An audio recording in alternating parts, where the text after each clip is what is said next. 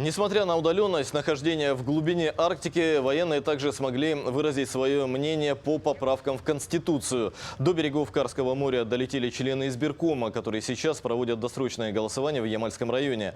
В этой местности также проходит маршрут каслания части оленеводов. Как и всегда в таких случаях, члены комиссии при помощи проводников добираются до каждого кочующего оленевода. На данном участке голосует Банайская тундра.